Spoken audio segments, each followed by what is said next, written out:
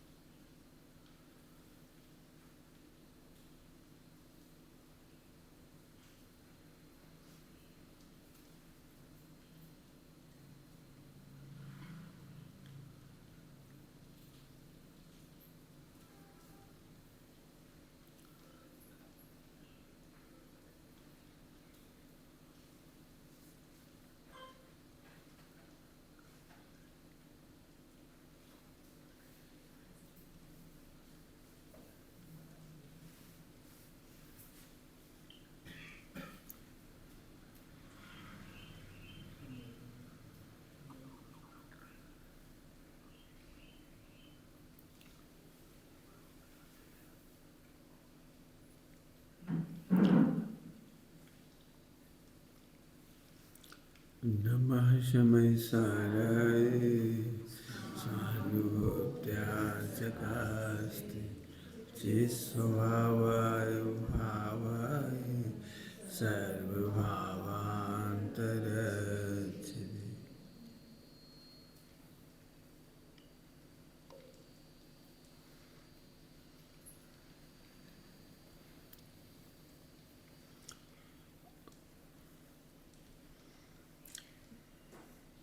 भैया कह रहे परिवार चलाओ। परिवार माने सब ओर से सुख का दिन जहाँ हो उसका नाम परिवार। बार माने दिन, बार मतलब दिन, परि माने सब प्रकार से, परि परि समानता सब ओर से। बोलो भाई सब ओर से घर में प्रसन्नता हो, ऐसे कितने परिवार सब ओर से प्रसन्नता। सर जी तो बहुत कठिन है, परिवार में तो संकट होते ही हैं, दुख होती है, तकलीफ होती है कि ना। जैन परिवार उसे कहते हैं जिसमें भावी सिद्ध पल रहे हैं। कौन पल रहा है? कौन पल रहा है? भावी सिद्ध पल रहे हैं। सोचो पर वो परिवार कैसा होगा जहाँ जैनत्व ना हो। जैनत्व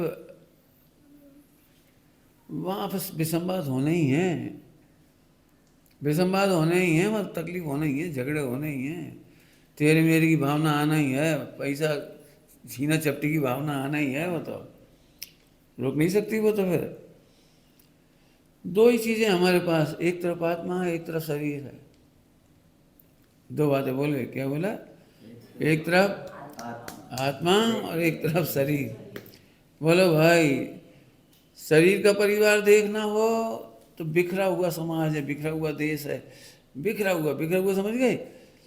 जहाँ थोड़ा समझा देता हूँ आपको। आप इधर सर के बैठिए, तुम्हें दिखाई नहीं दिया। हाँ अब ठीक बैठे, अब बढ़िया, आगे बढ़िया। सुनना सभी लोग, आगे से बैठे, पीछे बैठे आप, पीली शर्ट। हाँ आगे इधर है मेरी, है ना, सरल बात एकदम। दो चीज़ें हैं इस विश्व में, एक है सुख और एक है सुविधा। बहुत सरल पूछ रहा हूँ, क्या कहा मैंने? सुख और सुविधा। जैन परिवारों में सुख होना चाहिए और अजैन परिवारों में सुविधा। समझ में नहीं आई हमें। सारे विश्व में सुविधाओं के लिए मेहनत चल रही है। 25 साल पढ़ाई करो और जम के बेटा बढ़िया मकान बनाना, लक डक,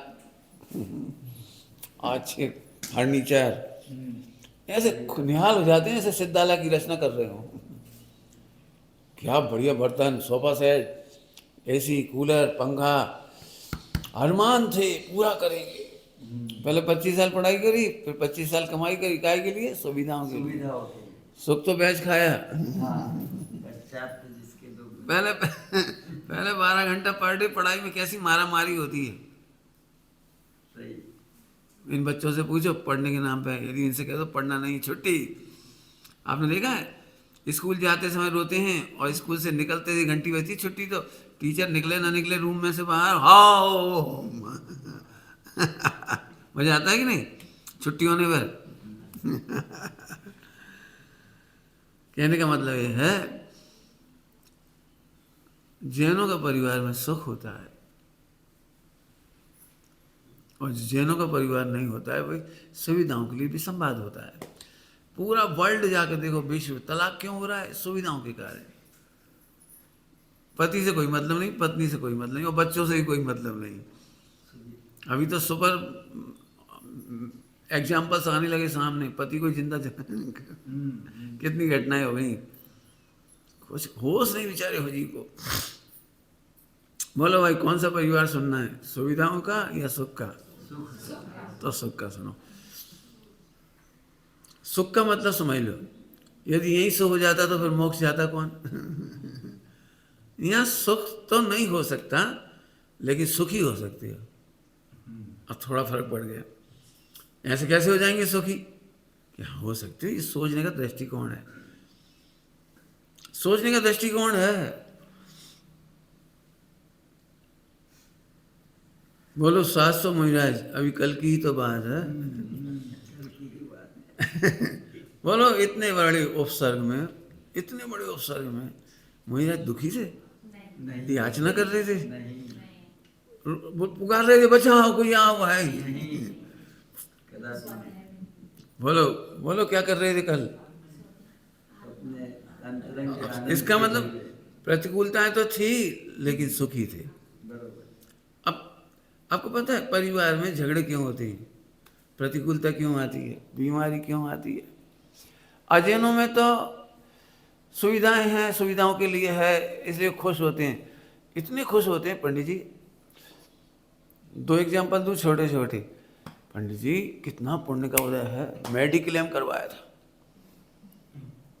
1 लाख का मेडिक्लेम लिया और 10 लाख बीमार हुए तो पूरा पैसा वसूल हो गए।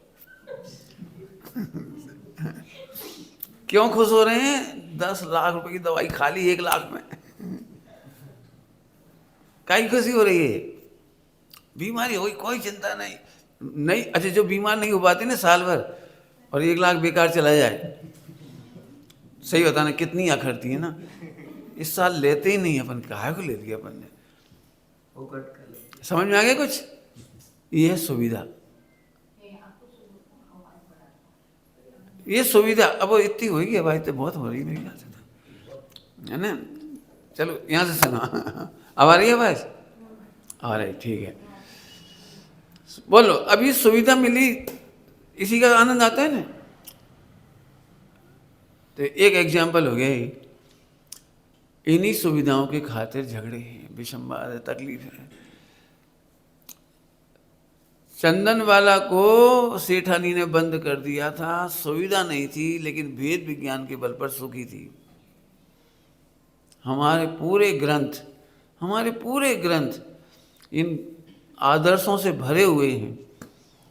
पार्श्वनाथ स्वामी पर 7 दिन तक उपसर्ग हुआ लेकिन सुखी थे।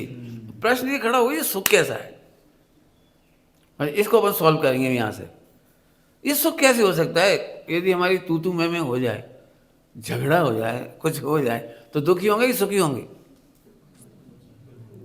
जो सुविधाओं के लिए जी रहे हैं वे तो दुखी ही होंगे, जो अनुकूलताओं की कल्पना कर रहे हैं वे तो दुखी ही होंगे। हमें नहीं मालूम, कहीं चले जाओ, अमेरिका चले जाओ, रूस चले जाओ, जापान चले जाओ, फ्रांस चले जाओ, तुम्हें जहाँ जाना वहाँ चले जाओ, कहीं की पत्नी ले आओ, कहीं के पति ले आओ। वे दुखी ही होंगे। कारण क्या है? सुविधाओं की एक्सपेक्टेशन कभी पूरी नहीं हो सकती। आप ससुराल गए, उन्होंने खाली मटके का पानी पिला दिया, मन टूट गया। हम जवाई हैं, बस 1 गिलास पानी सीधा, बस। ये नहीं नींबू निचोड़ लाते, अगली बार नींबू निचोड़ के लाए, बस आइस की वो आइस बॉक्स में से थोड़ी बर्फ भी डाल सकते हैं। चलो अगली बार अपने बर्फ भी डाल दी, शक्कर नहीं डाल सकते थे, और शक्कर भी डाल दी अगली बार तो रूह अफ़ज़ा नहीं डाल सकती थी, और रूह अफ़ज़ा भी डाल दी तो प्लेट में नहीं ला सकते थे, सीधा गिलास। अब बताओ बताओ भाई, कब पूरी हो जाती है एक्सपेक्टेशन? बोलो। हर पति पत्नी शादी के बाद एक डायलॉग कुछ दिन बाद बोलने लगते हैं, हमने ऐसी नहीं सोची थी।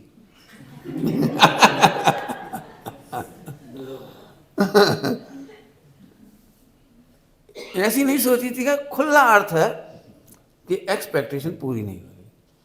हम तो सोच रहे थे फिल्मों जैसा हीरो के पीछे बैठ के गाड़ी धरना आएगी रोजाना, और रोजाना तो चलती नहीं है, 2 कमरे में पैक हो गए। शादी के बाद जेल जैसा लगता है, भले तुम्हारे 50 कमरे का मकान हो, उसका तो एक ही कमरा होता है।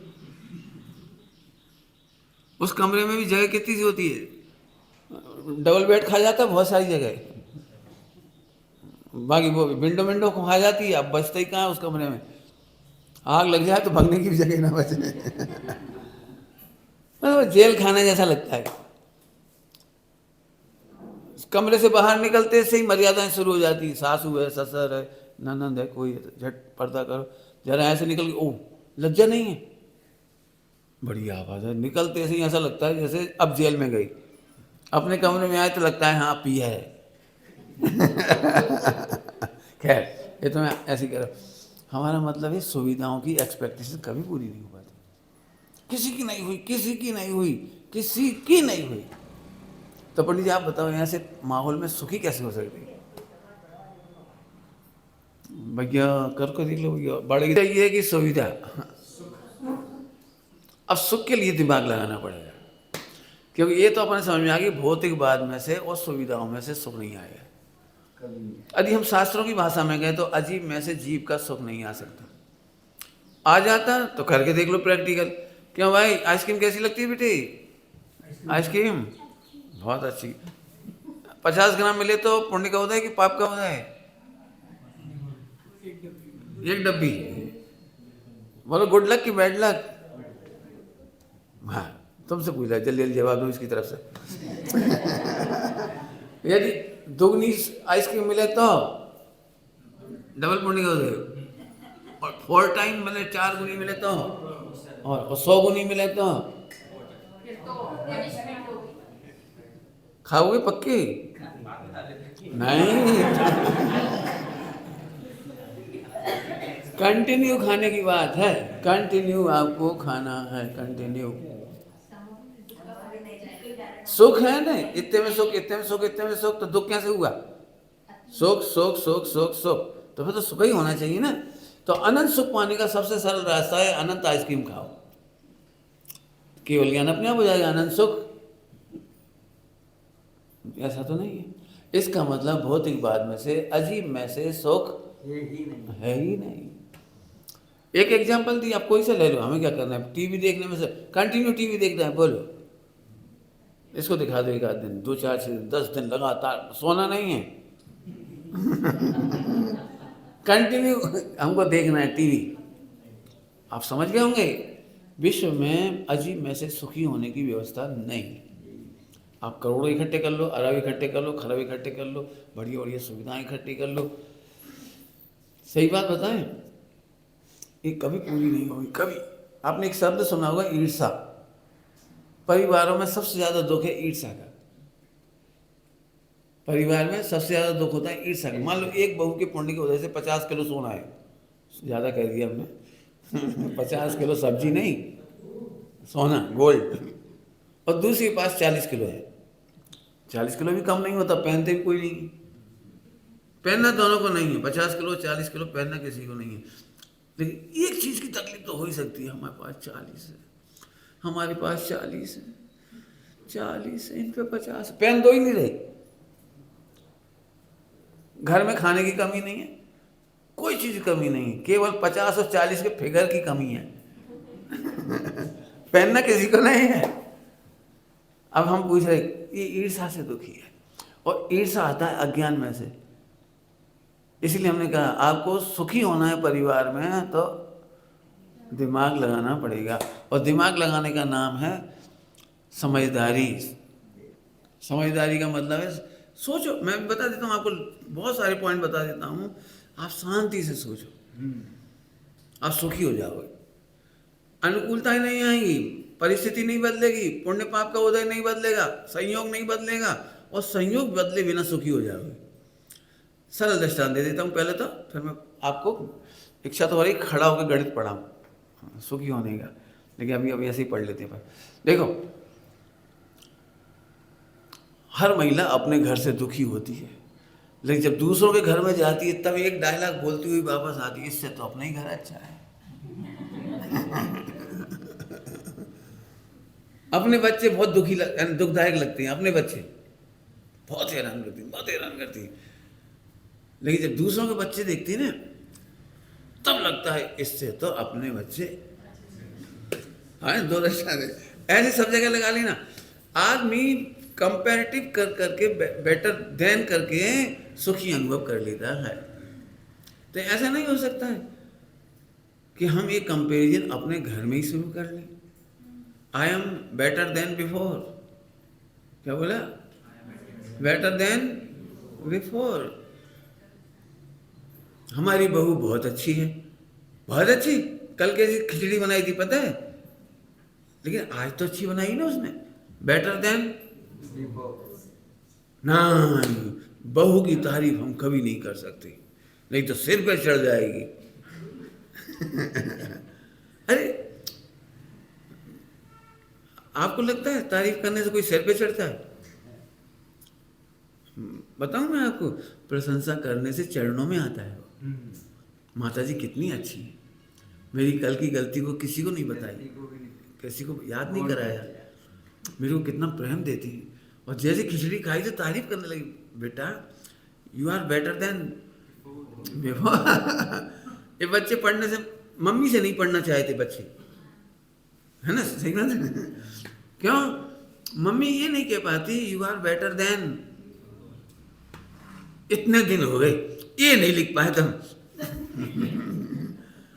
क्या एक ऐसी लाइन करो, एक ऐसी करे, एक ऐसी करे, इतना सा काम नहीं कर पाते। बेचारा पिट जाता है रोज के रोज। धीरे धीरे बच्चे को लगता है हे भगवान, ये होमवर्क नाम की समस्या कभी ना आए। गलत कह रहा हूं तो बोलना। आपको पता है बच्चा प्रतिदिन बेटर देन बिफोर होता है। पहली रोटी बनाते हैं ना, उतनी अच्छी किसी से नहीं बनती, देख लेना घर में। पहली रोटी कोई नहीं बना पाता अच्छी, लेकिन बेटर देन बिफोर। चौथी पांचवी रोटी से फूलने लगती फटाफट फट, देखना ही नहीं पड़ता, डाल दे जा, फटाफट फूलती चली जाती। पहले दिन हलवा बनाया होगा बिगड़ेगा, कंटिन्यू बनाते रहोगे सुधर जाएगा। तो बेटर देन बिफोर की व्यवस्था है, आत्मा में भी है, शरीर में भी है, दुनिया में भी है। बोलो, सुखी रहने का पहला मंत्र कौन सा हो गया? हम क्या करते हैं पता है? हम चाहते हैं बेटर देन अनदर। देख एक उनकी बहू, लड़कों को भी तकलीफ होती, एक तुम हो, खाली सा नहीं भर रहा। एक तुम हो और एक देखो उनका बेटा। ये तकलीफ है, ऐसा कभी मत बोलिए। जिनवाणी कहती है, तत्वार्थ सूत्र में लिखी है बात, दूसरों से तुलना कभी मत करो। तत्वार्थ सूत्र में लिखी है बात, मति ज्ञान के फार्मूले में लिखी है, उसका नाम है संज्ञा। मति संज्ञा चिंता विनिबोध इत्य अर्थांतरम।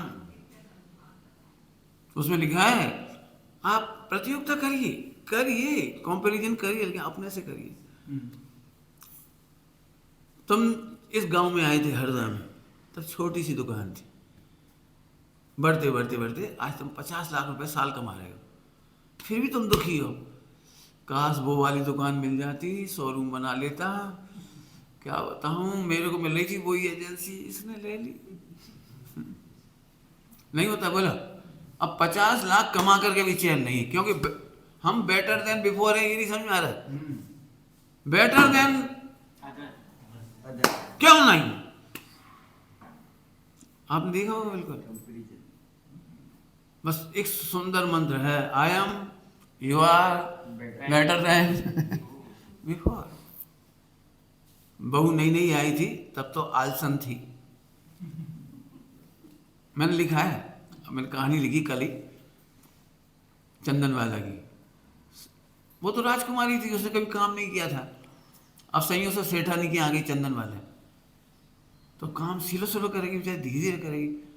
तो सेठानी बड़ी नाराज होती है, आलसन कहीं की।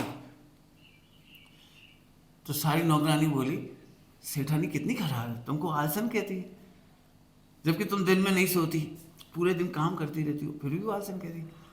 तो उसने इतना शांत जवाब दिया, सेठानी जी सही कह रही है,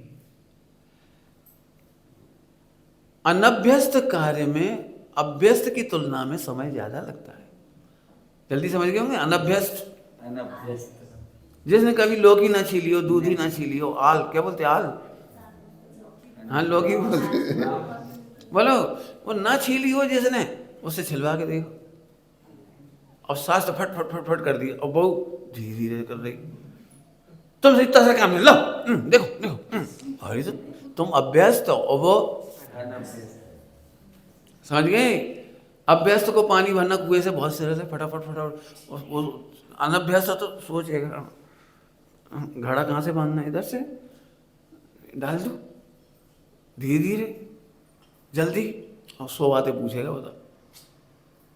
तो आलसन कहना सही है माता जी का, और थोड़े दिन बाद वो भी अभ्यस्त हो जाएगी, तो उसका भी समय नहीं लगेगा।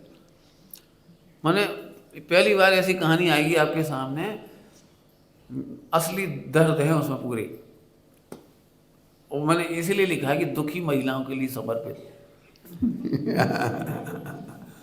मैंने दुखी महिलाएं उसको पढ़ करके सुखी हो सकती हैं, कि जब वो भेद विज्ञान कर सकती है, समझदारी दिखा सकती, तो अपन क्यों नहीं दिखा सकते।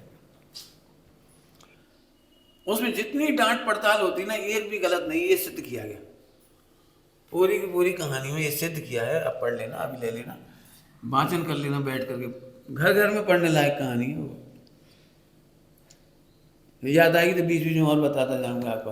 हाँ, तो पहला मंत्र कौन सा था, बेटर देन बिफोर। दूसरा कंपैरिजन अपने आप से करो, दूसरों से मत करो, हो गई। अभी दुनिया कुछ भी कहे, केवल आपकी सोच बदलनी है। जैसे मैं एक बहुत सिंपल फार्मूला सुनाता हूँ आपको, बहुत सिंपल फार्मूला। आपके घर में झगड़ा होता भी होगा सास बहू का, नहीं होता, वेरी गुड, चौथा काल है। वैसे चौथे काल में भी झगड़ा होता है, लेकिन कोई बात नहीं, अपन ही मान लो नहीं होता, फिर भी मैं आपको गिफ्ट दे रहा हूँ। देखो बहुत सरल है, जब भी बहू घर में आए तो सास को प्रतिज्ञा करना चाहिए कि जब तक 10,000 का लॉस नहीं होगा हम बहू को डांटेंगे नहीं। समझ में नहीं आया ना कुछ, अभी नहीं आया, अभी मुझे समझाना पड़ेगा। केवल इतनी सी प्रतिज्ञा घर को सुख शांति से भर देगा। 10,000 का अपने को प्रतिज्ञा करना है। मैं ऐसे नहीं समझाता, थोड़ा मैं जल्दी बोल गया, मैं ऐसे पूछता हूँ प्रत्येक सासू से, प्रत्येक माता जी से, किसी से भी, कि आपको 10,000 रुपया में यदि स्वर्ग मिले तो चाहिए? कि हाँ पंडित 10,000 में स्वर्ग कब आएगा, बहुत बढ़िया, बिल्कुल तैयार है। तो भाई एक ही काम करना, बहू जब तक 10,000 रुपये का लॉस नहीं कर दे तब तक चिल्लाना नहीं। जैसे छोटा छोटा खर्चा बताता हूँ, जैसे बहू नई नई है, दाल परसेगी तो उसके हाथ कांपते, फट करना चाहेगी, फट फट, समझते जल्दी। तो इस चक्कर में बीच में दाल का पानी डुलेगा, हो सकता है घी की एक बूंद डुल जाए, हो सकता है दूध परसते समय दूध छलक जाए, 3 काम हुए। तो अभी अपने को केवल दूर से बैठ के हिसाब लगाना है कि कितने पैसे की एक बूंद गई। मान लो कि सब्जी में 25 पैसे का लॉस हुआ दाल में, तो लिख लो 25 पैसे, अभी कुछ नहीं कहना अपने को। एक बूंद घी की डुली, मान लो 1 रुपया का लॉस, तो 1 रुपया लिख दो। 1.25 रुपया का खर्चा हुआ, अभी कुछ नहीं हुआ।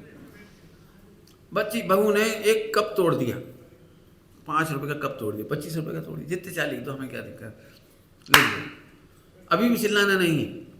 आज बहू ने दूध उफना दिया, 50 रुपये का दूध उफन गया। इतनी देर में आप समझ रहे क्या हुआ होगा? सारा घर 10,000 रुपया में शांत है, और बहू को लग रहा है ये स्वर्ग है।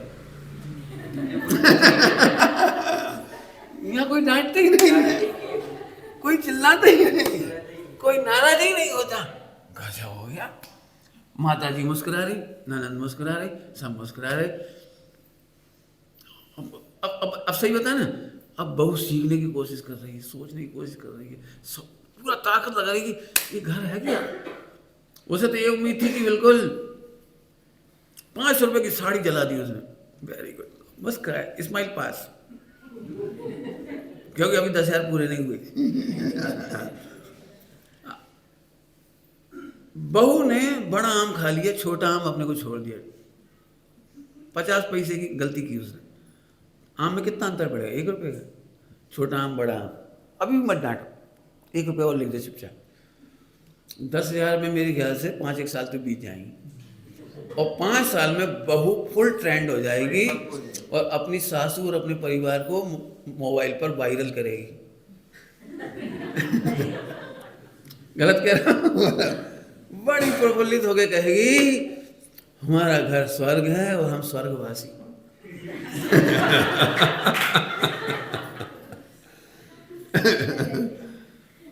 अब देखो, अब बताओ 10,000 रुपया में परिवार कितना अच्छा हो सकता है। मैंने ये देखा, बिल्कुल छोटी छोटी बात। मैंने पहले ही कहा कि एक्सपीरियंस का अंतर है।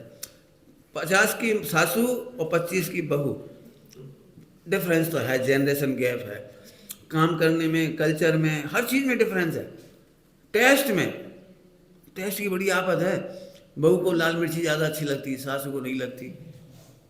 और जैसे बहू ने लाल मिर्ची ज़्यादा लग गई डाल दी तो सासू को मिर्ची लग गई, लगेगी वो तो पक्की बात है। अब बताओ करें क्या? कल्चर है। एक दिन की बात कहने की मिर्ची कम ज़्यादा हो, लेकिन उसको बहुत ज़्यादा अच्छी लगती है। अब क्या करोगे बताओ?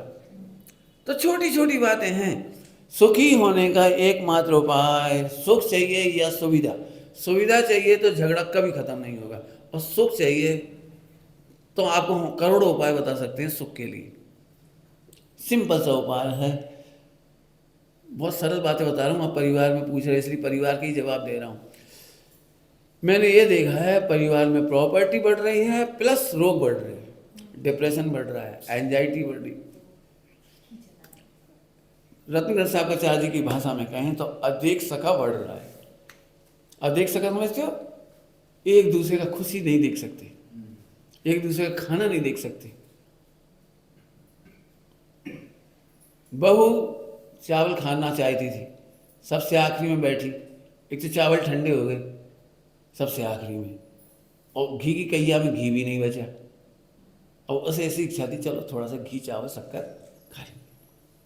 तो उसने कहा माता जी घी दे दो। कहिया है तो सही, पहुँच ले। अरे कहिया में कौन गैया है? उसमें घी निकल आएगा, उसमें तो कुछ है ही नहीं। लेकिन अब कितना फर्क पड़ेगा एक चम्मच घी देने में? लेकिन एक चम्मच घी देने में हमें ऐसा लगता है एक दिन ऐसे ही खा लो। पियर में खाया नहीं कभी, मर रही हो। अरे अब मैं कहता हूँ उसका गणित लिख लो ना, कितने का घी खा रही है? भविष्य में सरल गणित है। सास अपनी बहू को दूध में रोज मलाई दे तो बहू भी सारे परिवार को दूध में मलाई देगी। अब गौर से देख रही, ननद मलाई खींच गई, सास ने दूध पिया, मलाई खींच गई। देवर ने दूध पिया, उसकी मलाई चली गई। अब वो क्या करेगी बताओ? तुमसे क्या सीखा उसने? इस घर में मलाई खींचाओ। मतलब सिंपल सी बात है। इसलिए मैं कहता हूं आप बड़ा आम उसे देना सीखो, वो भी सारे परिवार को बड़ा आम देगी। उसके चावल खाने बैठे, ए बेटा ठंडी हो गई चावल, रुको हम दूध में गर्म करते रहे। बेटा ले घी डाल दे, चावल खा लो। खाओ बेटा, तुम्हारा घर है, तुम्हारा आदमी कमा रहा है, खाओ अच्छे से रहो। अब उसे चोरी छिपे नहीं खाना पड़ेगा, और नहीं तो ये देखना पड़ेगा अम्मा सोवे कहीं। अब वो चुप कर जल्दी उठ के उसे फटाफट निकाला। मैंने ये देखा है घरों में इस बात पे चिकल्लस होती है, बहू चोर है। ले बहू चोर कहाँ से होगी? अपने घर में अपने पति का माल खा रही। चोर कैसे हो गई? नहीं, वो चोर चोर के खाती है। हम लोग मंदिर चले जाते हैं, वो नाश्ता खा लेती फटाफट निकाल के। चोरी करना क्यों पड़ी? प्रश्न ये है। इसका मतलब है आपसे वात्सल्य नहीं मिल रहा। वात्सल्य ऐसा होता है बेटा, ऐसा। मुझे अपने घर की अच्छी से याद है, मेरी मम्मी में और मेरी दादी में बड़ा प्रेम था, बहुत प्रेम। इतना प्रेम मैंने कभी किसी में होगा कहीं भी, लेकिन मैंने नहीं देखा। मैं तो अपने घर की बात कहता हूँ। तो मेरी दादी करती क्या थी, वो सुनने लायक बात है। उन्होंने बड़े बड़े सुंदर सुंदर आइडिया दिए थे मेरी मम्मी को सुखी होने के। पिताजी तो बहुत लड़ते झगड़ते थे, और फिर गम में रोटी नहीं खाती थी, काम भी करती रहती थी, हैरान परेशान होती रहती थी, बहुत दुखी होती थी। तो हमारी दादी ने कहा, बेटा आदमी वो काम ही नहीं है, चिल्ला चौट करके गए और बाहर में जाके जलेबी और पुआ खाएंगे। वे तो खींचेंगे माल, अपन खा लो, अपन भी खाओ। रोना धोना नहीं है, खाओ पियो। दूसरी बात, मंदिर से 9 साढ़े 9 बजे आती थी प्रवचन सुनने के बाद, तो रसोई बनाने बैठ जाती थी। रोटी, बेटे पहले रोटी खा ले। तो हमारी मम्मी को बड़ा संकोच हुआ कि घर में ससुर जी हैं, पति है, सब लोग बड़े लोग खाएं, फिर हम खाएं तो अच्छा लगता है। और हमारे घर का उल्टा रूल था। हमारी दादी कहती थी, नहीं कोई कुछ नहीं कहेगा तुमसे, पहले तुम बैठो, हम मंदिर से आए, 8-10 रोटी बनाएंगे, इतने तुम खा लोगे, इसके बाद 1 बजे तक काम रहेगा, चौका चूल्हा उठाना धरना, बच्चे गोद में हैं, भूखे प्यासे मत रहो। तो दादी ऐसा कर रही थी। इतनी सी 2 बातों की वजह से मम्मी हमेशा उनके चरणों में रही, कभी उन्होंने बुराई नहीं की। कभी मैंने आज तक नहीं सुना कि तुम्हारी दादी ऐसी, मैंने आज तक नहीं सुना।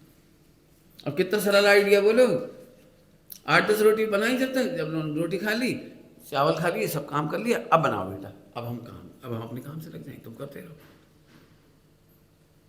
बोलो भाई, सुखी रहने के लिए संपत्ति नहीं, समझ चाहिए। थोड़े में भी सुखी रह सकते हो, और बहुत सारा होने पर भी, बहुत प्रॉपर्टी होने पर भी, जैसे जैसे प्रॉपर्टी बढ़ रही वैसे वैसे मनोमालिन्य बढ़ रहा है, द्वेष बढ़ रहा है, ईगो बढ़ रहा है।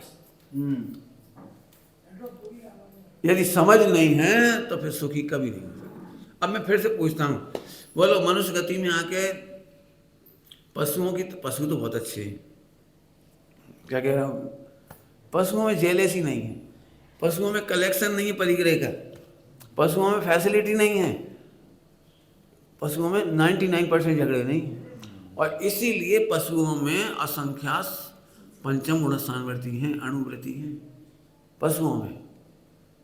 मैं आपको पढ़ना हो तो मैं पढ़ा सकता हूँ पूरा का पूरा, कि पशुओं में सम्यक दर्शन और अणुव्रत जल्दी क्यों हो जाती है और मनुष्यों को क्यों नहीं हो पाती। उसमें एक शब्द का जवाब तो यही, सुविधाएं। हाँ भाई, फिर से बोलो, सुखी रहने के लिए संपत्ति नहीं, समझ चाहिए। सीता के पास समझ थी तो जंगल में चली गई, मस्त रह रही थी। कैकेयी सुविधाओं में रह रही थी, लेकिन इतनी सी समझ नहीं थी, राम बड़े हैं और मेरा बेटा यदि उनकी सेवा कर लेगा तो क्या दिक्कत है, ये समझ नहीं थी। बस उसने घर तोड़ दिया, इधर पति एक्सपायर हो गए, इधर फला, वो जो भी कहानियां हैं, अपने दीक्षा कहते हैं, दीक्षा लेके चली गई, उनके कहते हैं एक्सपायर हो गए हिंदुओं में। जरा सी समझ नहीं थी, बताओ। पूरा आपने देखा वो रामायण सीरियल उस समय, उस जमाने में 90 में, 85-90 के समय में चारों पे मिलती थी, जब भी पिक्चर में, मतलब वो सीन में रोती हुई मिलती थी बेचारी। एक गलती में रोती नहीं बैठे बैठे। महल थे तो भी सुखी नहीं थी, सीता जंगल में थी तो भी सुखी थी। समझ गए होंगे आप। और बोलो भाई, पंडित जी एक बार बताओ, ये कहा सुनी से मुक्ति कैसे मिले। जब एक और प्रॉब्लम थोड़ी सी, जैनियों के घर में खाने की कमी नहीं है, पीने की कमी नहीं है, सोने चांदी की कमी नहीं है, कोई चीज कमी नहीं है। एक कमी है, कहा सुनी, और कहने वाला छोटा सा डायलॉग कहता है, इसके बाद छुट्टी, और छोटा सा डायलॉग ही दुख दे जाता है बस। अब मैं इसे समझा दूंगा आपको। बोलो भाई, पाप का उदय 1 मिनट आए तो 1 मिनट दुखी होना चाहिए कि 1 साल? ये समझदारी है। फिर से बोलता हूं, 1 मिनट का पाप का उदय आए तो 1 मिनट दुखी रहो ना। आपने खूब गौर से देखना सभी लोग अपने आप को। मंदिर में एक महिला ने दूसरी महिला से 1 सेकंड में कुछ कहा और चली गई। हम तो कुछ नहीं कह रहे तुम्हारी बहू की, अपन नहीं कह रहे, और चलिए।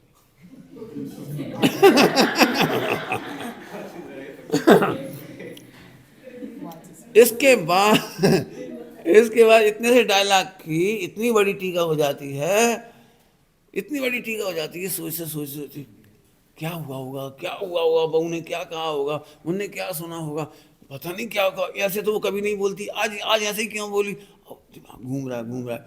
और घर आते से ही अब पूछ भी नहीं सकते क्यों, कन्फर्म नहीं है कुछ।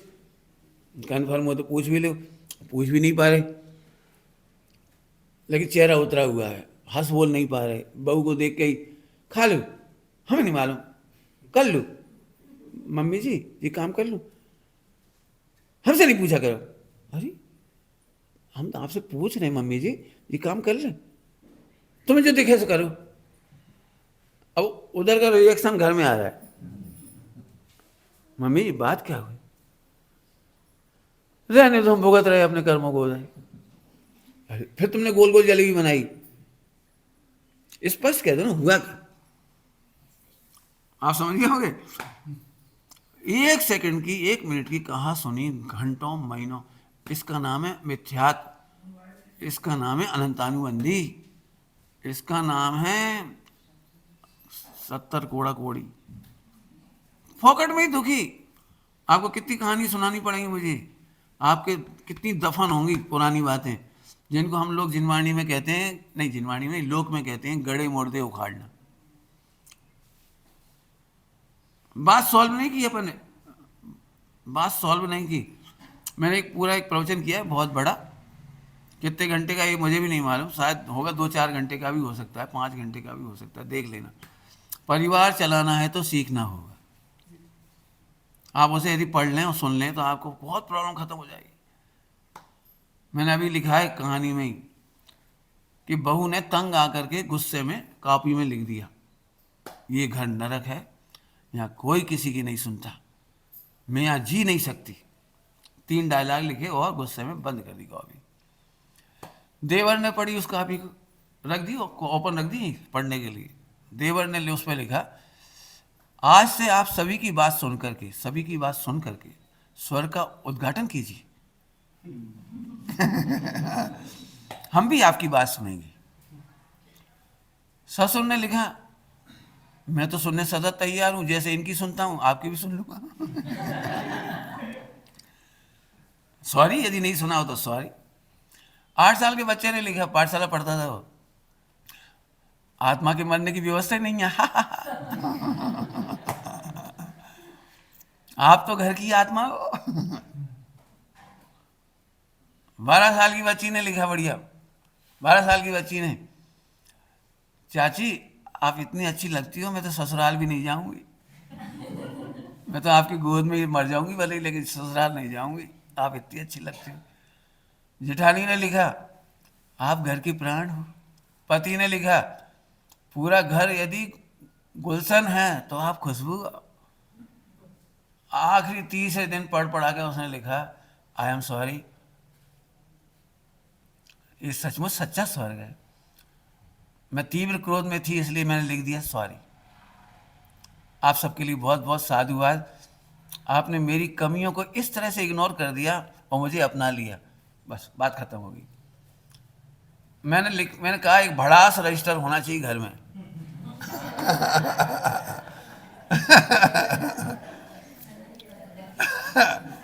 और भड़ास रजिस्टर के ऊपर लिख दो, भड़ास रजिस्टर के ऊपर लिख दो, इसे सच्चा ना माना जाए। मैंने बुराई नहीं मानेंगे, वो कुछ भी लिख सकते हो उसमें। आपने देखा होगा, जिस घर में भड़ास रजिस्टर होता है उस घर में कैंसर नहीं होता, बाल नहीं गिरती, एसिडिटी नहीं होती, गैस प्रॉब्लम नहीं होती। भड़ास नहीं निकलने की प्रॉब्लम है ये। भड़ास नहीं निकलती, इससे एंजाइटी होती है। भड़ास नहीं निकल पाती तो अंदर अंदर घुटन करते करते, खाते खाते भी जहर बनता है, मैंने एसिड बनता है। और एसिड बनते बनते हड्डियां गला देती है, कमजोर हो जाती है, टूट जाती, जरा में टूट जाती, जरा में पेट दर्द, जरा में सिर दर्द, जरा में गैस। भड़ास रजिस्टर बहुत सारी बीमारियों को, करोड़ों रुपए की बचत है उसमें, पूरे घर का बजट, पूरे घर का। अब बोलो भाई कितना सरल गढ़े से बोलो। मेरे प्रवचन बहुत है इसके ऊपर, मेरे प्रवचन उल्टे उल्टे हैं, ये समझ लो। उल्टे का मतलब है नॉट थ्योरी, टोटली प्रैक्टिकल। जैसे मैं एक बात खुल्लम खुल्ला कह रहा हूँ, प्रवचन तो बहुत बड़ा है, उसकी झलक ही दिखा रहा हूँ फिलहाल। तो जिस घर में क्रोध व्यक्त नहीं किया जाता वह घर नरक है। क्या कह गई? व्यक्त नहीं किया जाता। हाँ, यदि क्रोध उत्पन्न नहीं हो तो मोक्ष है। क्रोध उत्पन्न नहीं हो तो आप मुनिराज हो जाएंगे, आदिका हो जाएंगे। आपका क्रोध उत्पन्न ना हो तो शाबाश। लेकिन क्रोध है ना, तो फिर क्रोध को मैनेज करना चाहिए। मैंने क्या बोला? क्रोध को मैनेज करना चाहिए। जिन वाणी में क्रोध करने की परमिशन दी गई है, श्रावकों को क्रोध करना चाहिए। पंडित जी उल्टा उल्टा पढ़ा रहे, देखो। हमने तो पहली बार सुना कि क्रोध करना चाहिए। पूरा सुनो, पूरा सुन लो। अनंतानुबंधी क्रोध का निषेध है। यदि थोड़ा ही स्वाध्याय होंगे तो अनंतानुबंधी, अप्रत्यख्यान, प्रत्यख्यान, संजलन, 4 क्वालिटी का क्रोध होता है। अनंतानुबंधी क्रोध मत करिए, बाकी सब करिए। करिए, वजन काय पे दे रहा हूं? करिए। तो अनंतानुबंधी क्या है ये समझ लो, बहुत सरल, एकदम सरल। आप खुश हो जाओगे, आप खुश ही हो जाओगे। देखो, देव, सास, गुरु, आत्मा और साधर्मी, इन 5 के प्रति क्रोध मत करो, बाकी सब क्रोध करो। हाँ, ये तो बहुत बढ़िया है, ये तो बहुत अच्छा। देव पे हम करते नहीं है, शास्त्र पे हम करते नहीं है, गुरु पे हम करते नहीं है गुस्सा, और आत्मा पे काबू करेंगे। और रहेगी बाकी बात साधर्मी, तो धर्मात्मा है।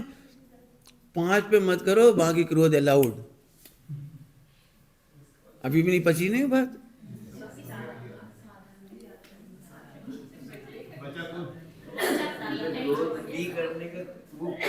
अब सुनो, यदि समझ में नहीं आ रही तो क्रोध करेंगे। क्रोध है, क्रोध भड़ास, भड़ास से निकालना पड़ेगा। आपको एक बहुत अच्छी बात बोलूं, खुश हो जाओगे आप लोग। आप में से कोई भी क्रोध करता ही नहीं है, भड़ास निकालती। क्रोध तो बहुत गंदी चीज है। क्या कह रहा हूं? क्रोध तो बहुत गंदी चीज है, भड़ास अच्छी चीज है। मैं कह रहा हूं मैनेजमेंट मैंने भड़ास करने दो। बहुत सिंपल तरीके से समझाता हूं, अभी समझ में नहीं आया। क्रोध कहते हैं जिसमें अपना या दूसरे का बुरा चाहा जाए। परिवार से याद रखना, जिसमें अपना और दूसरे का बुरा चाहा जाए। अब मैं एक बात पूछता हूं, सास अपनी बहू का बुरा चाहती है कि भड़ास निकालती है? तो भड़ास तो अच्छी बात है, इरिटेशन तो अच्छी बात है। क्या कहलाता है? एंग्री, क्रोध, एंगर नहीं होना चाहिए। अब तुम कहोगे नहीं पंडित जी आप नहीं समझते, भड़ास नहीं निकालती है, क्रोध करती है। तो पहले क्रोध का मतलब समझ लो। विश्व में ऐसी कोई, विश्व में हो सकता है लेकिन अपने परिवार और जैन परिवारों में तो मैं नहीं समझता। मैंने ये दृश्य देखा घर घर का, कि जैसे ही लड़के का जन्म हुआ और लड़की का उस समय तक जन्म नहीं होता। क्या कह रहा हूं? लड़की तो छोटी होती ना, पत्नी, बहू तो छोटी होती, अभी तो गर्भ कल्याणक भी नहीं हुआ उसका। बेटे का जन्म होते से ही बहू की याद करती है पहले नंबर बेटे की मां। अभी वहां तो जन्म भी नहीं हुआ। लड़की का जन्म होते से ही एक बार मां को लगता है अरे लड़की हो गई। लेकिन तेरी सासू ने तो तेरी भावना भाई, बताओ बेटर कौन? ठीक, उसी दिन से कहती बारात जाएगी, बहू आएगी, सोना जोड़ती है, पैसा जोड़ती है, कपड़े जोड़ती है, भैया चढ़ाएंगे जी, और बेटा एक ही बेटा है, अच्छे से शादी करेंगी। बताना भैया अरमान कौन सजाता है? बताओ घर में प्रवेश से पहले आरती कौन उतारता है? बोलो नजर कौन उतारता है? पोड़ी फेंकते हैं, क्या क्या करते हो, बत्ती से फेंकते हैं, ऐसे ऐसे करते हैं, क्या क्या बहुत सारे काम होते हैं। बोलो, मैं पूछता हूँ, बताओ सास बहू की शत्रु कैसे हो सकती है? उस बहू से नाती मिलेंगे, उसे पोते मिलेंगे, पूरा घर संभाला जाएगा, हमारी सारी संपत्ति संभाली जाएगी, हम नहीं रहेंगे लेकिन हमारे घर में हमारी बहू हमारी बेटियों को, जमाइयों को, पूरे रिश्तेदारों की संभाल करेगी इस घर में। आदर करेगी। मोक्ष मार्ग में चलने वाले, मोक्ष मार्ग में चलने वाले मुनिराजों की आहारदान होंगे हमारे घर में। बताओ, वो सास अपने बहू का बुरा क्यों चाहेगी? अपना बेटा दुखी रहे, अपने बच्चे दुखी रहे, कौन चाहेगा? लेकिन हम भड़ास को क्रोध समझ जाती हैं। क्या बोल गए हम? भड़ास को क्रोध समझ जाते हैं। यहीं से हमारी, हमने क्या बोला था? सुखी होने के लिए संपत्ति नहीं चाहिए। जैसी मम्मी भड़की, सॉरी मम्मी, शाम को बैठ के पैर दबाने लगो, बात पूछ लो, मम्मी बात क्या हुई? ओह सॉरी सॉरी मम्मी, मुझे तो, मैंने तो सोचा भी नहीं। 99% ऐसा होता है कि जिस एंगल से कहा था वो उस एंगल को समझ ही नहीं पाए। होता है, बच्चों में भी होता है, सबके प्रति होता है उसका। तो क्या करो फिर? पूछ लो बस। तो अब क्रोध का मतलब होता है बुरा। बुरा तो कोई नहीं चाहता। क्यों? टीचर क्रोध करते हैं आपके ऊपर? गुस्सा होते हैं टीचर? नहीं होते। टीचर तो आपके हित में पढ़ाना चाहते हैं, नहीं तो आप खेल पढ़ो ही नहीं। आपको पता है, सासू से भी ज्यादा डांट मम्मी देती है पियर में। लजाओगी घर में जाके, ऐसे करोगी वैसे करोगी, चोटी पकड़ के देंगे तुम्हें।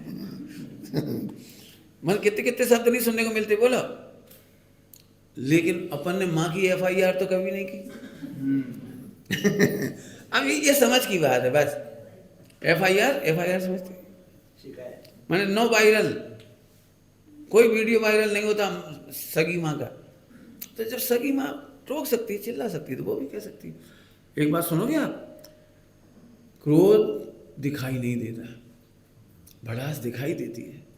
इसलिए भड़ास बदनाम हो जाती है और क्रोध बदनाम नहीं होता है। आप समझते हो क्रोध का मतलब क्या बोला था? जो इसमें बुरा चाहा जाए। आप समझ गए? जो आपको ठगते हैं बेहद क्रोधी, जो छिपी घात देते हैं, नुकसान कर देते हैं, भिड़ा देते हैं, आपका व्यापार लॉस करा देते हैं, आपकी इज्जत गिरा देते हैं, सुलझा जाते हैं दो जनों के बीच में चुपचाप बड़े प्रेम से, वो है क्रोध। क्रोध मन में जिसमें अपना और दूसरे का बुरा किया जाता है। समझ में आ गई बात आपको? पंडित जी, लेकिन भड़ास भी ना होए तो इसका भी जवाब दे दे रहे। यदि आप चाहते हो घर में भड़ास ना हो तो परिवार चलाने का तरीका बता रहा हूँ जिनवाणी में से। तो जिनवाणी में लिखा है, आप विनय से पहली बार में ही सही बात सुनो। वो जल्दी कह गए हम धीरे, क्या कहा मैंने? पहली बार में ही 1.5 अकल लगाए बिना प्रेम से विनय से बात सुनो। बस इतना ही से करना, कुछ नहीं करना। नई नई बहू आई और आंचल से दूध उठा ली पल्लू से, और सासू ने देखा था एक बार एक बहू पल्ले से उठा रही थी और वो गैस भभक गई और उसकी साड़ी में आग लग गई और मर गई। अभी सासू का एंगल तो सही है और बहू नई नई है, पहली बार काम कर रही, तो फटाफट कौन संसी लेने जाए, कौन कपड़ा लाए पल्लू से। तो देखते, अरे रुक बेटा, ऐसे नहीं करना। अब देखो, उस समय मैं नहीं समझता हूँ पहली बार दुनिया की कोई भी सास इतने प्यार से ही बोलती, अरे बेटा ऐसे नहीं करना, बेटा ऐसे नहीं करना, देख लो आप जाकर। लेकिन बहू इतनी अच्छी समझदार होती है कि सास को जवाब तो देती नहीं है, लेकिन अंदर अंदर सही भी नहीं होती। एक सप्ताह बाद फिर वही, अरे हमने कहा था ना आपको, पूरी घटना भी सुना दी वो बहू की मरने वाली, बेटे ऐसे नहीं किया करो। दूसरी बार में भी उसने ध्यान नहीं दिया, तीसरी बार फिर, क्यों सुनती नहीं हो? चौथी बार, एक चौथे सप्ताह के बाद कान नहीं है, पांचवें सप्ताह में बहरी हो, छठे सप्ताह में तुम्हारी अम्मा ने यही सिखाओ। मतलब आप समझ रहे भड़ास कब आई? भड़ास कब आई? जब पहली बार में ही विनय से समझने की कोशिश नहीं की। बता दो, इसको कर्णान योग में लिखा है उत्कर्षण। पढ़ लो आप गणित, कर्णान योग में उत्कर्षण माने इंक्रीमेंट, उत्कर्षण होता चला जाता है।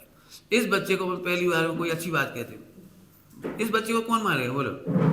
इतने मासूम प्यारे बच्चे कौन मारेगा? तो अपन बड़े प्यार से कहेंगे, बेटे अब ये जवान लड़ाने लगा, बच्चे ज़्यादा इंटेलिजेंट आने लगे आजकल। तो बच्चे इतने बातें करेंगे इतनी, ए जवान मत लड़ा, जवान कहाँ लड़ा रहे, हमारी जवान हमारे मुंह में, तुम्हारी जवान तुम्हारे। अब गुस्सा बढ़ गया, अब ये बढ़ गया, गुस्सा बढ़ गया, बज गई घंटी। नहीं हो गया, टाइम भी हो गया। जो भी हो बेटी देख लेना, यहाँ नहीं करना, यहाँ मोबाइल नहीं, ठीक है। जैसे ही बच्चे से कहा, बेटी बड़ों से ऐसे नहीं बोलती, तो कैसे बोलती है, नहीं समझा उसने। दूसरा, तीसरा, चौथा, फिर अम्मा ने यही कहा, पढ़ेंगे तो हाथ, जवान बहुत बोलता है, इतनी सी चिंटी के पढ़ निकल आए। तो अब बच्चा अभी भी चाहे तो सॉरी बोल के बात खत्म कर दे, लेकिन बच्चा फिर धीरे से बोला, तो तुम छोटे थे तो तुम नहीं बोलती थी, आप छोटे थे तो नहीं बोलते, देखो हम देंगे तो हाथ, मार लो, कभी प्राण नहीं ले लोगी।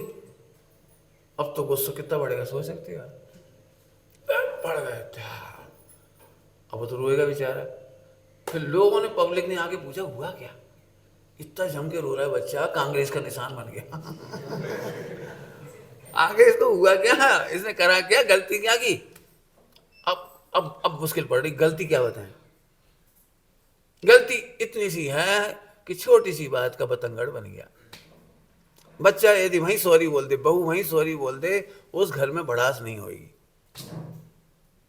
मोक्ष मार्ग में आप तो बहुत छोटे परिवार में रह रहे हो, चार परिवार, चार, हम तो 2 जनों में दुखी देख रहे बेचारे। वो आता है आदमी, सो जाता है, वो ऐसे दिखती रहती, बैठी रहो, बात ही नहीं, खा लो तो खा लो, जो भी हो रहा हो मुझे पता नहीं।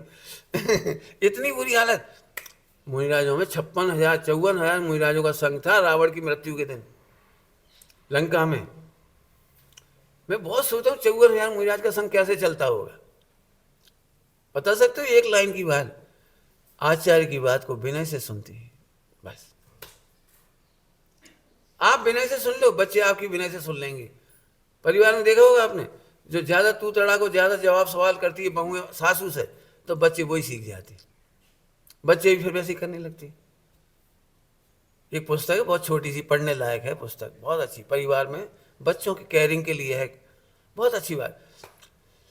महिलाएं रुपए जोड़ती जाती हैं, तो पति को ही पता रहता रुपए जोड़ रही, कोई बात जोड़ लिया, कोई बात। लेकिन एक दिन जरूरत थी, तो पति ने पत्नी से कहा 5 साल बाद कि 5,000 रुपये की जरूरत है, बहुत अर्जेंट है, उनको दे दो। और उसने बेचारी ने 80 रुपये की सब्जी खरीदी थी, 20 रुपये बचाए थे, बड़ी मुश्किल से तो 5,000 करी। 5 साल में तो इकट्ठे हो पाए 5,000, कोई ऐसे तो हो नहीं जाती एकदम।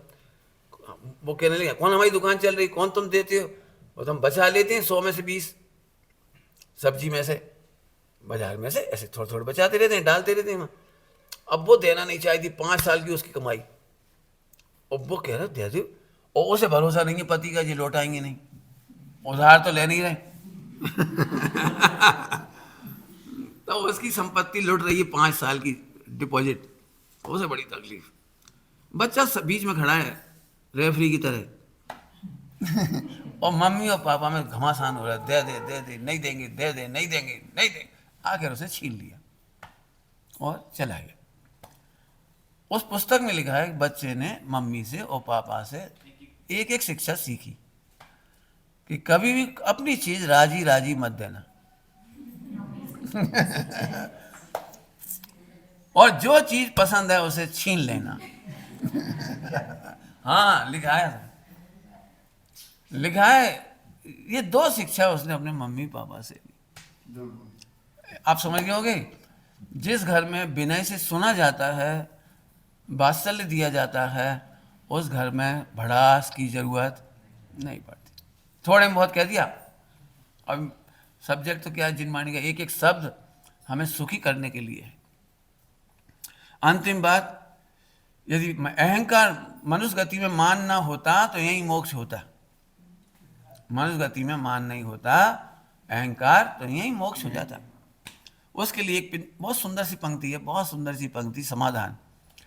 आप यदि सबको आदमी देखोगे तो ईगो होगा। होगा। ये गरीब है, ये अमीर है, ईगो तो हो गई। ये गोरा है, ये काला है, ईगो तो हो गई। ये अच्छा गाता है, ये नहीं गाता है, ईगो तो हो ही जाएगा। जब तक हम संयोग से देखेंगे हमारा ईगो नहीं टूटेगा। अब इन प्रतिमाओं में देखो, आपको ऐसा लगता है बड़ी प्रतिमा अच्छी है, छोटी प्रतिमा खराब है? छोटे साइज बड़े साइज का भेद नहीं लगाई देता। हमें त्रिलोक पूज्य लगते हैं। ऐसे ही छोटा और बड़ा, गोरा और काला, इनमें प्रतिमा में कहीं काली प्रतिमा भी होती है, पार्श्वनाथ भगवान की, नेमिनाथ की, आदिनाथ की सफ़ेद होती है। तो ज़्यादा पूजा कौन की करते हो? आदिनाथ की। पार्श्वनाथ की तो नहीं करते, जो काले कलर की। इनका तो काला कलर है। पार्श्वनाथ ने पूर्व में कोई पाप किया होगा पक्के में। बोलो क्या कहना है आपको? जैसे आप इनका शरीर नहीं देखते तो पूजा का भाव आता है, ऐसे ही सारे जीवों में शरीर मत देखो, संयोग मत देखो, पुण्य पाप मत देखो। अच्छी भाषा में बोलेंगे, सब में भगवान देखो। कोई आज मुनि बनेगा, कोई कल मुनि बनेगा, कोई आज आरिका बनेगी, कोई कल आरिका बनेगी, कोई अगले जन्म में बनेगा।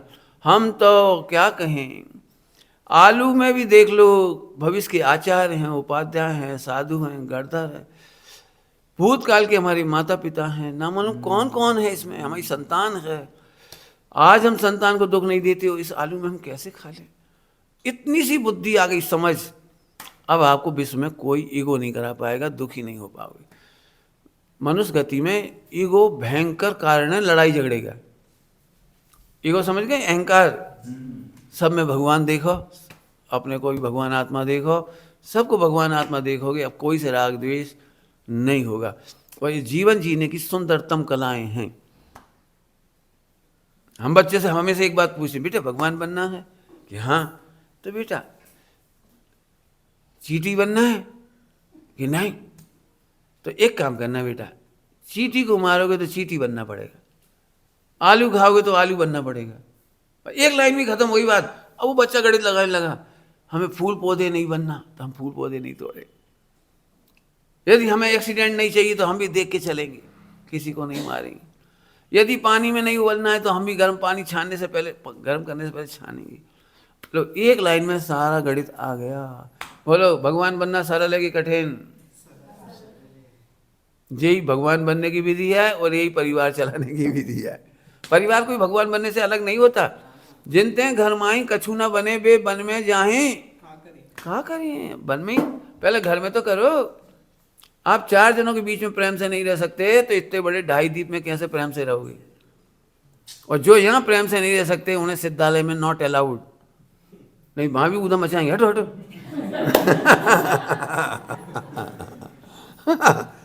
इसलिए सिद्धालय में नॉट अलाउड। बड़ा सरल मार्ग है, बहुत सरल मार्ग है। बड़ा अब सुख चाहिए कि सुविधा चाहिए? बोलो फिर से। और सुख के लिए संपत्ति चाहिए कि समझ? समझ के लिए जिनवाणी में भेद विज्ञान कहा है। विज्ञान है, विज्ञान, ये विज्ञान है। मेरे पास तो गणित के बहुत सारे हैं। मेरे घर का एक झगड़ा और सुना देता हूँ आपको, बहुत प्यारा झगड़ा है, आपको बहुत मार्गदर्शक होगा वो। मैं आटा पिसाने के लिए चक्की पे गया, मेरी ताऊ जी की चक्की थी, तो अपनी ताऊ जी तो चलो अपने घर की चक्की था, अपन पिसाला। लेकिन वे क्या कर रहे थे, जो अजैन लोग थे उनका शादी ब्याह का बारात का वो आटा पीस रहे थे। तो एक कुंटल आटा, समझिए वो थैले का थैला, और सीधा कोड़ दिया, और उसमें थे धंधुरे, हजारों धंधुरे चल रहे, और गेहूं उसमें जा रहा है, उसके साथ जा रही। और मैंने देखा और मेरी आवाज निकली, ताऊ जी जल्दी बंद करो, सब मर जाए। उन्होंने कहा देखो मत।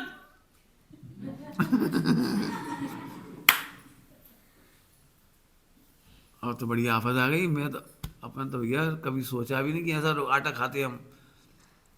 गरीबों की मटेली आती थी, मटेली समझते हो, दलिया और मटेलियाँ, वो गेहूँ नहीं धोते, गेहूँ नहीं बीनते, उनका भी वहीं पीस रहा, और जीवात वाला भी उसी में पीस रहा। और जब हमारा आटा कम पड़ा तो उसी में से डाल दिया हमारे में, और दूसरे का कम पड़ा तो हमारे में से डाल दिया। मैंने कहा ये क्या कर रहे हो, हमारे में से क्यों डाल रहे हो? नहीं तुम चिंता नहीं करो, तुम्हें उतना ही तोल के देंगे। मर गए हमें। उसी क्षण मैंने बाजार का पिसा आटे का त्याग ही कर दिया। अब घर आया तो घर में तो चक्की नहीं थी, वो मैंने नहीं खाई रोटी। मैं नहीं खा सकता ये। सामान्य परिस्थिति थी उस जमाने में, 2500 की चक्की आई वो स्टील वाली। मैं चाहे कुछ हो, हम नहीं खाएंगे। तो पिताजी बहुत नाराज हुए, तेरे पीछे 2500 रुपये खर्च हो गए। मैं एक बात है, मरते समय आप 5 लाख दे जा रहे थे, 2500 कम दे जाइए।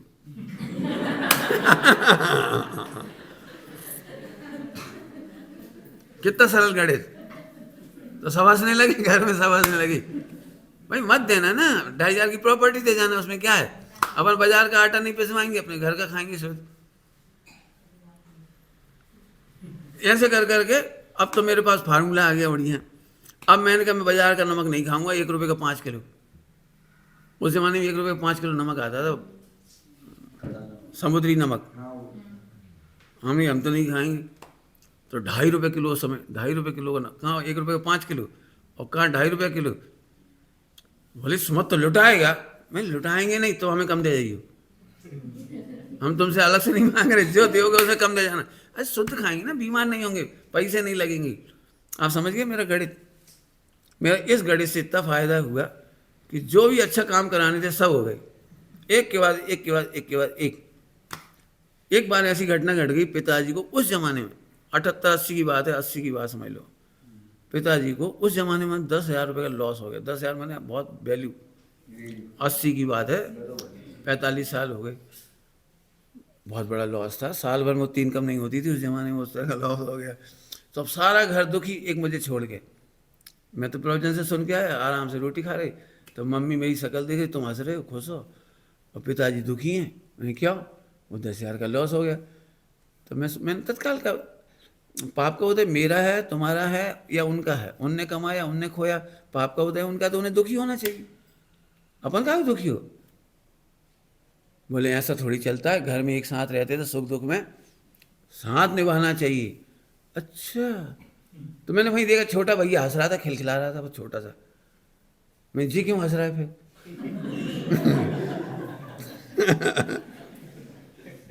तो बोले वो तो अभी समझता नहीं है। ओ गजब हो गया, ना समझ खुश होंगी, समझदार और समझदार दुखी होंगे। जी बहुत बढ़िया गणित तो तुम्हारा, लेकिन मेरे दिमाग में नहीं बैठी। उसी दिन शाम की बात है, इंदौर से मैं फूफा जी आए, और पिताजी ने 10 का नोट दिया, जाओ बेटा आम ले जाओ और रस पूड़ी बनवाओ। अब मेरा दिमाग फिर घूम रहा, 10,000 का नुकसान हो गया, रोने के लाए अपन, और रस पूड़ी के लाए फूफा जी।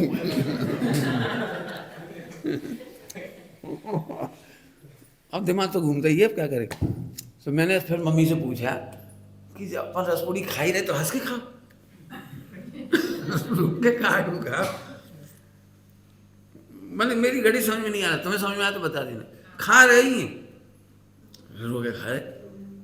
चलो फिर मैंने 2-3 दिन में इसका एक बढ़िया अल्टरनेट निकाला, बढ़िया उत्तर। मैंने मम्मी से कहा पिताजी से कह देना दुखी बिल्कुल मत हो, उनका पाप का उदय थोड़ी है, पाप का उदय तो मेरा है, मरते समय तुम 10,000 कम दे जाओगे। तुम्हारा क्या है पाप का उदय, तुम खुश रहो। तो मम्मी बोली फिर तुम्हारा तो लॉस है, तुम ही दुखी हो जाओ। मैंने, हम भी कहा दुखी हो जाए, 490 भी कौन बाप की, हमें तो वही मिला, वो भी हमें क्या करना है। और वो 490 भी दे जाओगे तो मैं अपने आने वाली पीढ़ी को ज़्यादा करके दे जाऊंगा, कोई कम करके थोड़ी जाऊंगा। तो तुम्हारे 490 तो मेरे किसी काम के नहीं है। समझ में आ गई कुछ बात, गणित 490 किसी काम के नहीं है, मैं दे के जाऊंगा आने वाली जनरेशन को, और बढ़ा के ही जाएंगे, कोई 25 लाख दे के जाएंगे। आज तक किसी ने बाप की वसीयत भोगी हो तो खड़े हो जाए। कोई ने सासू का सोना भोगा हुआ है, पीआर का सोना भोगा हुआ, एक ने भी, लेकिन दांती समझते, दांती जब जानते तुमने 10 साल में एक बीटी बनवाई होती, गोली मारे जा, रोटी खाते जा, गोली मारते जा। जब जाने तुमने एक चीथड़ा दिलवा होता, वाह बहुत बढ़िया, वे धरे सारे चीथड़ा, कपड़े और गोल्ड, लेकिन लड़ाई झगड़े जरूर होंगे। अब आपके समझ में आए। और अंतिम बात बोलूं, अंतिम बात, सुखी होने के लिए संपत्ति चाहिए ही नहीं। पुण्य को तो इतनी संपत्ति है, इसे सेल आउट कर दो और FD बना दो, 10-10, 5-5 लाख रुपया महीने के, इनकम हो जाए घर में, खाओ खेलो घूमो, पिकनिक करो, सैर सपाटा करो, तीर्थ यात्रा करो, शिविर में जाओ। एक दिन भी ना तो तुम्हें गंदा खाना पड़े जो खा रहे हो। गंदा समझती हो? घर में यदि 10,000 की बाई लगा दो तो रोज के पापड़ खिलाएगी। लेकिन भाग में नहीं, भाग में तो भी बाजार वाली है 420 पापड़ है ना, कोई पापड़ 420 कौन सा होता है वो, एक वो मसाले भी आते हैं 420 की अग्रवाल की 420। हाँ हाँ है ना, अग्रवाल के 420 मेरा कहने का मतलब है 10-20 हज़ार की बाई लगा दो, इतना पैसा ब्याज में आ जाएगा। No share market, no market, no fund, no कछु, इतना आएगा। लेकिन मरते समय करोड़ों के खेत पड़े रहे, करोड़ों के फ्लैट पड़े रहे, डेट कैपिटल भोगा नहीं आपने,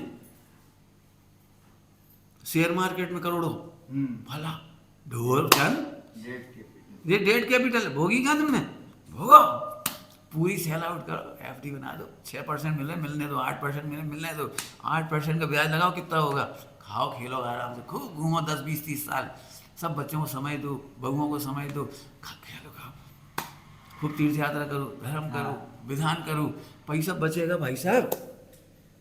ना मानो तो करके देख लो प्रैक्टिकल।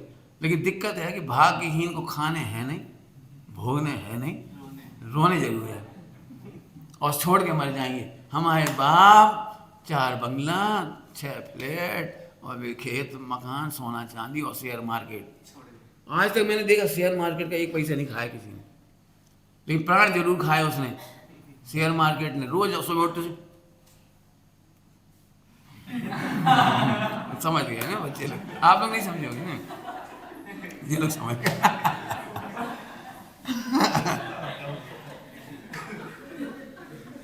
बच्चे लोग समझ गए। ऊपर का मतलब रेट चढ़ गए, रोज दिल धड़कता है रोज, और फिर कह रहे बीपी होगा, बीपी होगा। अरे काय घुमाता मैं फोड़ रहे इसमें, रियल कह रहा हूँ रियल। आप इतना शुद्ध साफ भी खाओगे, क्या बताऊँ, तुम सारी प्रॉपर्टी छोड़ दो, जो तुम्हारी डिमांड हो मुझे लिख के दे दो, मैं तुम्हें एसी देता हूँ, बंगला देता हूँ, कार देता हूँ, खाओ खेलो, कितना खाते हो, लो एक से एक टॉप 100% शुद्ध अटपेरा घी, एक एक आइटम। खाना आता ही नहीं है, सही बात तो ये है। थोड़े में बहुत कह दिया मैंने आपको, मेरा गणित बिल्कुल वो ही है। मैंने उतनी समय तक नौकरी करी जितने की जरूरत थी, इसके बाद मैंने उस समय लिखा था डायरी में, मैं ऐसा मूर्ख नहीं हूं कि मरते समय बिना भोगे 1 रुपया छोड़ जाऊं, 1 रुपया नहीं छोड़ूंगा। क्या छोड़े, ढोल है क्या जी? अच्छा इसमें कौन सी शान की बात है, 1 करोड़ छोड़ गए हमारे बाप, अब 10 करोड़ हम छोड़ गए, फिर हमारा बेटा 50 करोड़ छोड़ जाएगा, छोड़ जाएगा, भोगा कहाँ है?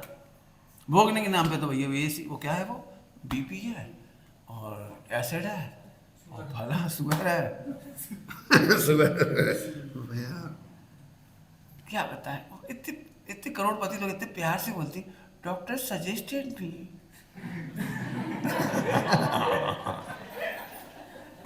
नो बैट लिफ्टिंग, बैट नहीं उठाना, इस तरह पे पड़े रहो आपके समझ में आ रहा है? बोलो बेटे, सुखी होने की विधि जैन शासन में लिखी है कि नहीं? आप जिस पेज को खोलो मैं उसमें से जैन शासन में से सुखी होने की विधि पढ़ाऊंगा, 4 अनुयोग में से, बिल्कुल गारंटी है। आप निकालो, आंख बंद करके निकालो और 4 अनुयोग में से सुखी होने की विधि बताएंगे। सब समस्याओं का हल इस बात।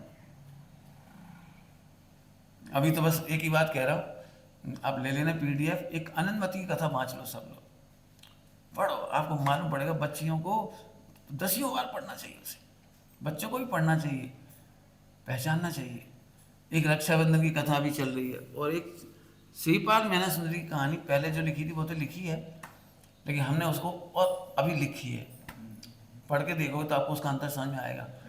कदम कदम पर आपको उसमें शिक्षाएं मिलेंगी, परिवार कैसे चलाना। श्रीपाल मैना सुंदरी की समझदारी बताइए उसमें, इन विपरीत परिस्थितियों में मैना सुंदरी की समझदारी देखो आप, चंदनवाला की देखो आप, 18 पेज की कहानी है चंदनवाला की, पढ़ के देखिए आप, बिल्कुल डली हुई है, ऑनलाइन डाल रखी है, भैया बता देंगे भैया। ओम नमः शिवाय। यदि आप पैसे का सदुपयोग नहीं करोगे तो आपके बच्चे आलसी सुविधाओं में पड़े पड़े ड्रीम 11 खेलेंगे। आप बच्चों से काम नहीं करा रहे, अरे बेटा पड़े रहे एसी में, अब बच्चा